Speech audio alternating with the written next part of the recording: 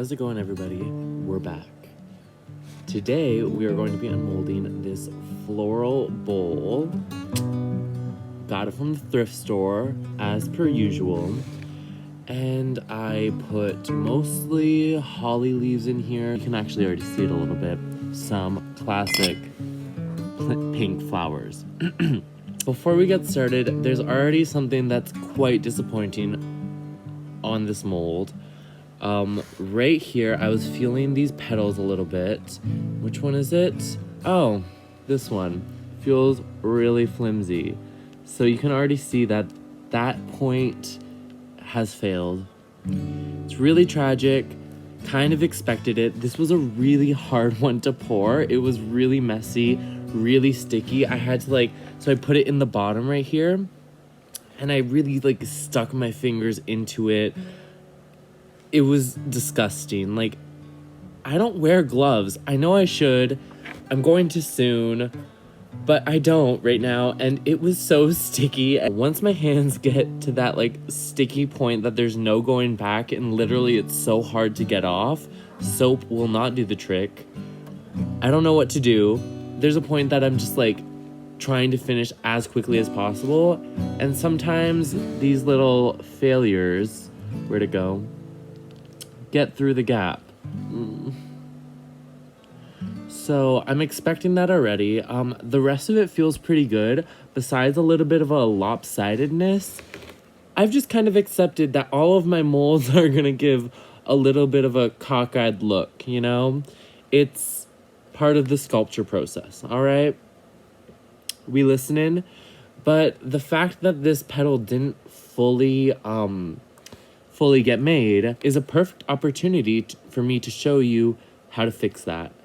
I'm not that skilled at fixing that, but I have a method, so I'll show you how to get that done. But let me get started on molding this.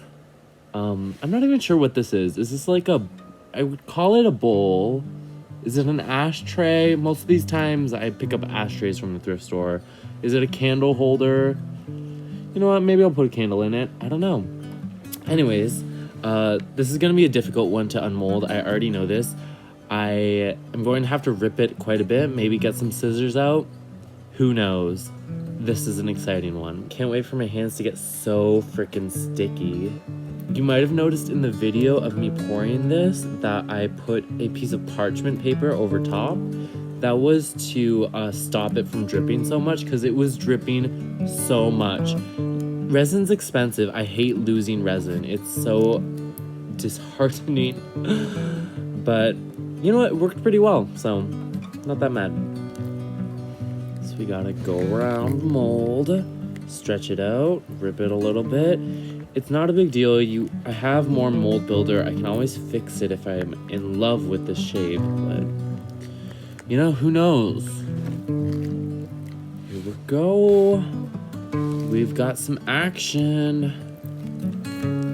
Okay. I'm actually drinking a bottle of wine right now, so if I seem a little bit loopy, there's an explanation. And honestly, this mold is my hands don't even feel sticky, so that is a benefit of drinking while doing this.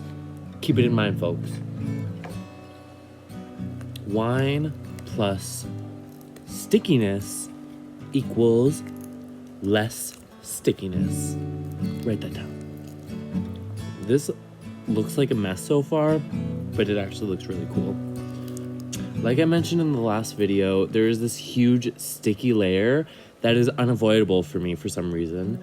Once this mold gets off, I don't think this mold is meant for resin, this mold builder stuff, but no one can tell me what to do. It's an inexpensive and easy choice. Ooh. Oh.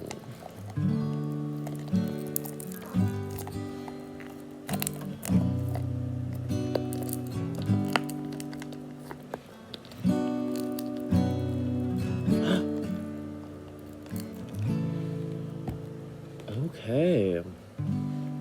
Wow. All right. So we have this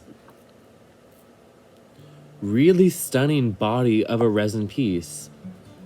I don't see any other flaws other than this missing petal right here, which I'm going to fix. Oh, and the bottom, it has a hole in it. Kind of a problem, but that's actually a really easy fix. And on pretty much all my pieces, I have to add a smooth bottom anyways. So the fix for that is you just pour out some resin, stick it on, cures beautifully. But like, oh my God, I don't think the beauty of this is registering right now. She's stunning. See, there's that hole that I'm talking about. This is a very Christmassy theme. I think so. I don't know if you would agree, but there's a lot of holly leaves. And you know, see that pointy texture? That is what I was trying to really stick a petal out of each of these ones, but kind of worked, kind of didn't. All right. So we're gonna put this into the next step of the curing process. I'm going to fix the bottom, but this petal is gonna have to wait until it's completely dry, because that process involves putting some clay, or is it clay? Yes, it is clay, right underneath, and making a mold, a removable mold. That makes sense. Okay, so let me show you how I put this bottom on.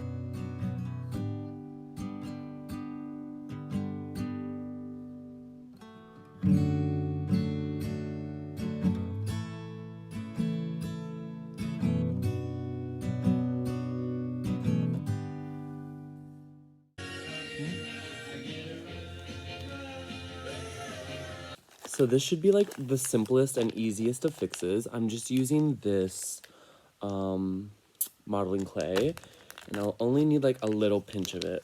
A little pinch to create a little lip to fit into that corner. Fill it up with resin. Cure super cute. Rip it off. Shave it off, sand it off, whatever I have to do. That's the tricky part. But this method seems to work fine. If anyone knows any other method, I don't know, please let me know.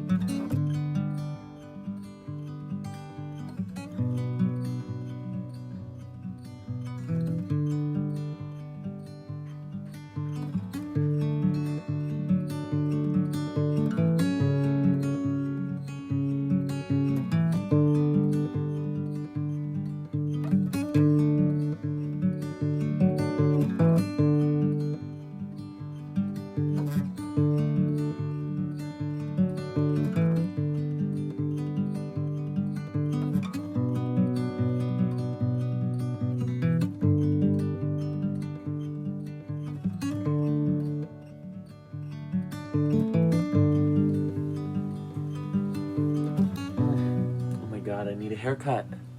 Should I keep it and put it in resin? Okay, so we have a final product here. She's glistening. Oh my gosh. She's polished up. She's vibrant AF.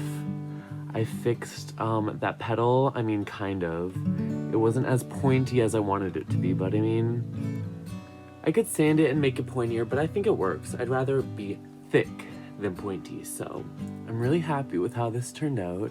I think the green and the pink go super nicely together, even though it's not that much pink.